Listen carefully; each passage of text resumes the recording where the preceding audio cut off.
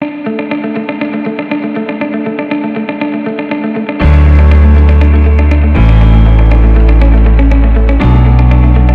बच्चों, कैसे हो आप सब लोग। स्वागत है आप सबका दिव्या मैम की साइंस क्लास में। तो बच्चों, आज चैप्टर 2 के क्वेश्चन आंसर लेकर आई हूँ मैं, जिसका आपको बहुत दिनों से इंतज़ार था बच्चों। तो देखिए, सीधा ही अपन पहला क्वेश्चन पढ़ते हैं। क्वेश्चन 1 है, कोई विलयन लाल लिटमस को नीला कर देता है, इसका पीएच संभवतः क्या होगा। तो बच्चों, जब हमने पीएच पढ़ा था तो मैंने आपको बताया था कि जिसका पीएच 7 से ज़्यादा होता है वो क्षार होते हैं। तो बच्चों, लाल लिटमस को नीला जो कर देता है उसका पीएच कितना होगा। इसमें देखिए आप 1, 4, 5, 10 ये ऑप्शन दे रखे हैं, तो इसका सही उत्तर होगा डी 10। क्वेश्चन नंबर 2, कोई विलयन अंडे के पिसे हुए कवच से अभिक्रिया कर एक गैस उत्पन्न करता है जो चूने के पानी को दूधिया कर देती है, इस विलयन में क्या होगा। तो बच्चों, ये जो विलयन है इस विलयन में होगा HCl। HCl इसलिए होगा कि यह एक अम्ल है, जबकि NaCl एक लवण है। बच्चों, प्रश्न 3 देखेंगे। NaOH का 10 ml विलयन HCl के 8 ml विलयन से पूर्णतः उदासीन हो जाता है। यदि हम NaOH के उसी विलयन का 20 ml लें तो इसे उदासीन करने के लिए HCl के उसी विलयन की कितनी मात्रा की आवश्यकता होगी। तो बच्चों, जब 10 ml NaOH के विलयन को HCl का 8 ml विलयन उदासीन कर रहा है, तो अगर NaOH 10 से 20 हो गया तो HCl भी इसका दुगना हो जाएगा। तो इसका उत्तर हो जाएगा डी 16 ml। प्रश्न 4 बच्चों, अपच का उपचार करने के लिए निम्न में से किस औषधि का उपयोग होता है। तो अपच, जब मैंने शुरू में ये पाठ शुरू किया था बताया था, जब एसिडिटी हो जाती है उसे अपच कहते हैं। जब हमारे पेट में एसिड ज़्यादा बनने लगता है तो उस एसिड को ख़त्म करने के लिए एंटासिड नामक की औषधि का उपयोग होता है। तो इसका उत्तर होगा सी, एंटासिड प्रति अम्ल। तो बच्चों, प्रश्न 4 कर लिए हमने। अब प्रश्न 5 पे बढ़ने से पहले मैं आपको बताना चाहूँगी कि अगर आपको मेरे प्रश्न उत्तर अच्छे लग रहे हैं और मेरे पढ़ाने का तरीका समझ में आ रहा है तो आप मेरे चैनल को लाइक कर दीजिए बच्चों। आपके एक लाइक करने से हमें बहुत प्रोत्साहन मिलता है, और सब्सक्राइब करके बेल बटन दबाएंगे तो आपको मेरे आने वाले वीडियो का अपडेट ज़रूर मिल जाएगा। मैंने देखा है कि कई बच्चे वीडियो देख तो लेते हैं लेकिन लाइक बटन नहीं दबाते हैं और सब्सक्राइब के बाद बेल बटन भी नहीं दबाते हैं, जिससे क्या होता है उनको नई आने वाली वीडियो नहीं मिल पाती है। तो बच्चों, प्लीज़ आप इसको लाइक और सब्सक्राइब कर दीजिए और बेल बटन अवश्य दबा दीजिए। आपके एक लाइक से हमें बहुत आगे प्रोत्साहन मिलता है और मैं इसी तरह आपके लिए और वीडियोस बना पाऊँगी। क्वेश्चन 5, निम्न अभिक्रिया के लिए पहले शब्द समीकरण लिखिए तथा उसके बाद संतुलित समीकरण लिखिए। तनु सल्फ्यूरिक अम्ल दानेदार जिंक के साथ अभिक्रिया करता है। तो बच्चों, पहले इसके लिए शब्द समीकरण लिखनी पड़ेगी और फिर इसके लिए संतुलित समीकरण देखो क्या बनेगी। उत्तर में चलते हैं सीधा। इसका उत्तर देखते हैं ए। Zn यानी जिंक प्लस H2SO4 यानी जिंक क्रिया कर रहा है H2SO4 से, तो बन रहा है ZnSO4 एक्वस प्लस H2 यानी हाइड्रोजन गैस बन रही है। फिर इसका दूसरा प्रश्न है बी।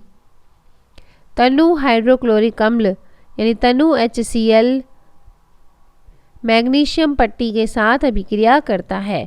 तो इसकी अभिक्रिया होगी, बी में आते हैं हम, Mg मैग्नीशियम की पट्टी है प्लस 2HCl यानी हाइड्रोक्लोराइड अम्ल के 2 अणु हैं, ये मिलके बनेंगे MgCl2 plus H2 gas, hydrogen gas बनेगी। अब आते हैं हम सी पर। सवाल नंबर सी है, तनु सल्फ्यूरिक अम्ल और एल्युमिनियम चूर्ण के साथ अभिक्रिया करता है। तो बच्चों, इन अभिक्रियाओं को लिखने का वही तरीका है जो हमें तत्व दिया गया है, पहले उस तत्व को लिखेंगे और उनकी अभिक्रिया के बाद क्या बनता है उत्पाद, उसको लिखेंगे। तो सी जो है इसकी अभिक्रिया इस प्रकार होगी, 2Al यानी 2 aluminium plus 3 H2SO4 arrow Al2SO4 3 plus H2 यानी हाइड्रोजन गैस। अब है इसका डी, तनु हाइड्रोक्लोरिक अम्ल लौह के रेतन के साथ अभिक्रिया करता है, यानी लौह चूर्ण जो होता है इसके साथ अभिक्रिया करता है कौन, तनु हाइड्रोक्लोरिक अम्ल। तो इसकी अभिक्रिया होगी D, Fe plus HCl। Fe किसका सूत्र है, लोहे का, प्लस HCl हाइड्रोक्लोरिक अम्ल का सूत्र है 2HCl arrow FeCl2 plus H2 gas. Hydrogen gas हर बार बनी है बच्चों, और ये जो अभिक्रियाएं हैं इनको अच्छे से याद कर लेना। इनमें से दो अभिक्रियाएं ए वाली और सी वाली अवश्य एग्जाम में आती है। क्वेश्चन नंबर 6 है बच्चों, अल्कोहल एवं ग्लूकोज जैसे यौगिकों में भी हाइड्रोजन होते हैं, लेकिन इनका वर्गीकरण अम्ल की तरह नहीं होता। यह एक क्रियाकलाप द्वारा इसे साबित कीजिए। तो बच्चों अल्कोहल और ग्लूकोज जो होते हैं इनमें हाइड्रोजन तो होता है, लेकिन इनको अम्ल की तरह वर्गीकृत नहीं करते, ऐसा क्यों? तो इसका उत्तर है बच्चों, ग्लूकोज, अल्कोहल, हाइड्रोक्लोरिक अम्ल और सल्फ्यूरिक अम्ल आदि का विलयन लीजिए। बच्चों एक आपको मालूम है क्रियाकलाप करवाया था जब मैंने ये पाठ पढ़वाया था, उसमें ये क्रियाकलाप अच्छे से दे रखा है और उसका चित्र भी दे रखा है। तो हमें ये चारों चीज़ें इनका विलयन लेना है और एक कार्क पर 2 कीले लगाकर कार्क को 100 ml के बीकर में रख देंगे। अब कीलों को 6 वोल्ट की एक बैटरी के दोनों टर्मिनलों के साथ एक बल्ब तथा स्विच के माध्यम से जोड़ देंगे। अब बीकर में थोड़ा तनु HCl डालकर विद्युत धारा प्रवाहित करेंगे। इसी क्रिया को तनु सल्फ्यूरिक अम्ल के साथ दोहराएंगे। अल्कोहल व ग्लूकोज जैसे यौगिकों में भी हाइड्रोजन होते हैं, लेकिन इनका वर्गीकरण अम्ल की तरह नहीं होता, क्योंकि ये H+ आयन नहीं बनाते हैं। तो बच्चों होता क्या है, जब हम ग्लूकोज का विलयन लेते हैं और उसमें से विद्युत प्रवाहित करते हैं तो ग्लूकोज के विलयन से विद्युत प्रवाहित नहीं होती, क्योंकि इनमें H+ आयन ही नहीं होते, इसलिए इनको अम्ल भी नहीं कहा जाता। 7वां प्रश्न है, आश्रित जल विद्युत का चालक क्यों नहीं होता जबकि वर्षा का जल होता है? तो बच्चों क्यों? क्योंकि आश्रित जल होते हैं जो वो शुद्ध जल होते हैं, इसलिए इनमें विद्युत का चालन नहीं होता। यानी कि जितना शुद्ध जल होता है उसमें विद्युत का चालन नहीं होता है, क्योंकि विद्युत के चालन के लिए आयनों की आवश्यकता होती है और आश्रित जल में फ्री रेडिकल्स यानी मुक्त आयन नहीं होते हैं।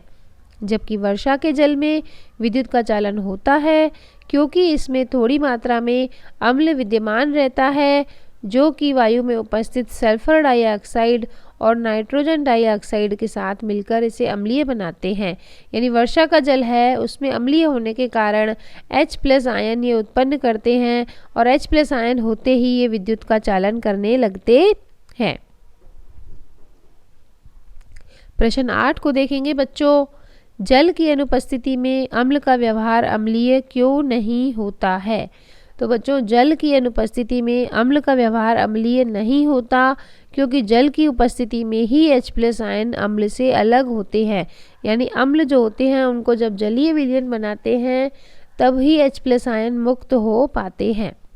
क्वेश्चन नंबर 9 है, 5 विलयनों A, B, C, D व E की जब सार्वत्रिक सूचक से जांच की जाती है तो pH के मान क्रमशः 4, 1, 11, 7 एवं 9 प्राप्त होते हैं। कौन सा विलयन है? उदासीन, प्रबल क्षारीय, प्रबल अम्लीय है, दुर्बल अम्लीय है या दुर्बल क्षारीय है? तो बच्चों इस तरह से हमें ये देखना पड़ेगा कि जिनके जो विलयन है उन विलयनों के जो pH मान है उनको एक सारणी के रूप में पहले लिखेंगे। तो pH के मानों को हाइड्रोजन आयन की सांद्रता के आरोही क्रम में व्यवस्थित करेंगे। विलयन A, B, C, D, E ये पांचों विलयन हैं। अब इनके pH का मान इनके सामने लिखेंगे। A के सामने 4, B का है 1, C का है 11, D का 7 और E का 9। ये सब इनके pH के मान हैं जो प्रश्न में दे रखे हैं। अब सार्वत्रिक सूचक से हमने देखा कि जिसका हमें ये ध्यान है 7 pH होते ही क्या होता है, उदासीन होता है, और 7 से नीचे यानी 7 से कम जो pH होता है वह अम्लीय होता है, और 7 से अधिक होने पर वह क्षारीय होता है। तो सबसे पहले देखेंगे 7 किसका है, तो बच्चों डी विलियन का 7 पीएच है, तो डी विलियन क्या हो गया, उदासीन हो गया।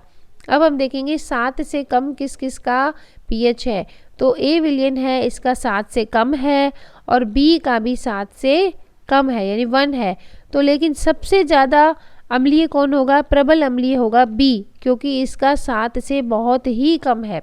और ए है, ए का 4 है, तो यह दुर्बल अम्लीय है क्योंकि ये उदासीन की तरफ ज़्यादा है। अब सी है, सी का 11 है और ई का 9 है।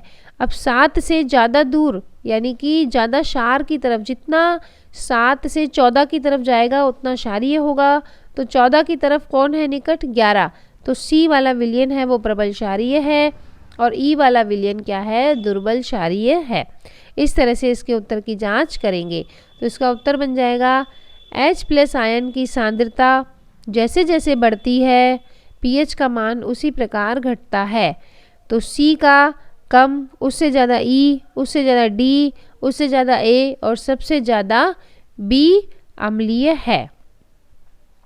हमको यही बता रहा था सबसे ज़्यादा अम्ल किस में है, तो अम्ल किस में है, बी में सबसे ज़्यादा अम्ल है।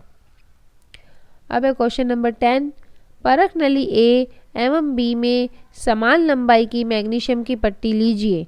परख नली ए में हाइड्रोक्लोरिक अम्ल और परख नली बी में एसिटिक अम्ल CH3COOH डालिए। किस परख नली में अधिक तेजी से बुदबुदाहट होगी और क्यों। तो बच्चों परख नली ए में हमने मैग्नीशियम पट्टी डाली है और उसके साथ HCl डाला है, और बी में डाला है एक दुर्बल अम्ल CH3COH। तो परख नली ए में अधिक बुदबुदाहट होगी क्योंकि हमने हाइड्रोक्लोरिक अम्ल जो कि प्रबल अम्ल है वो परख नली ए में डाला है। तो जितना तेज अम्ल होगा उतना जल्दी से क्रिया करेगा, तो परख नली बी में बुदबुदाहट कम होगी और ए में ज़्यादा होगी। क्वेश्चन नंबर 11 देख लीजिए बच्चों, ताजे दूध के पीएच का मान 6 होता है, दही बन जाने पर पीएच के मान में क्या परिवर्तन होगा, अपना उत्तर समझाइए।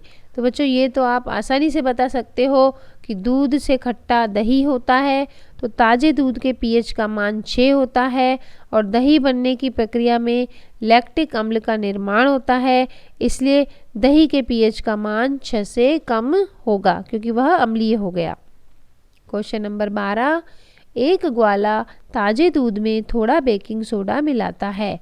ए, ताज़ा दूध के पीएच का मान 6 से बदलकर थोड़ा क्षारीय क्यों बना देता है। बी, इस दूध को दही बनने में अधिक समय क्यों लगता है। तो बच्चों ग्वाले जो होते हैं जिनसे हम दूध लेते हैं वो क्या करते हैं, ए, ताज़ा दूध के पीएच का मान 6 से बदलकर थोड़ा क्षारीय इसलिए बना देते हैं क्योंकि दूध में उपस्थित लैक्टोबैसिलस जीवाणु दूध को अम्लीय बना देते हैं, इसलिए दूध में बेकिंग सोडा मिलाते हैं। जो दूध बेचने वाले होते हैं वो थोड़ा सा सोडा पहले ही मिला के देते हैं ताकि दूध लंबे समय तक क्षारीय बना रहे, जिससे यह लंबे समय तक बना रहे यानी आसानी से फटे नहीं। अब बी है, इस दूध को दही बनने में अधिक समय इसलिए लगता है क्योंकि इस प्रक्रिया में बना लैक्टिक अम्ल ताजे दूध में मिला क्षारक यानी बेकिंग सोडा को पहले उदासीन करता है, फिर इसे अम्ल में बदलता है। यानी जो ग्वाले का दूध है पहले से ही इसमें सोडा है तो पहले जब हम उसमें दही का जामन डालेंगे तो पहले दही उस बेकिंग सोडा को उदासीन करेगा, फिर इसे अम्ल में बदलेगा, इस कारण दही बनता है जो कि थोड़ा टाइम लेता है। क्वेश्चन नंबर 13 देखिए, प्लास्टर ऑफ पेरिस को आर्द्र रोधी बर्तन में क्यों रखा जाना चाहिए, इसकी व्याख्या कीजिए। प्लास्टर ऑफ पेरिस को आर्द्र रोधी बर्तन में इसलिए रखा जाना चाहिए क्योंकि यह आर्द्रता की उपस्थिति में जल को अवशोषित करके ठोस पदार्थ जिप्सम बनाती है। यानी कि पीओपी जो होता है प्लास्टर ऑफ पेरिस होता है, अगर इसको पानी के संपर्क में रख लेंगे तो ये क्या हो जाएगा, ठोस हो जाएगा और जिप्सम बना लेगा। इसलिए आर्द्र रोधी मतलब नमी रोधी यानी पानी से बचा के रखना चाहिए, जिसके कारण इसमें जल के साथ मिलकर जमने का गुण नष्ट हो जाता है। यानी कि हम ऐसी जगह रखते हैं एयर टाइट में ताकि ये पानी से संपर्क इसका नहीं हो पाए।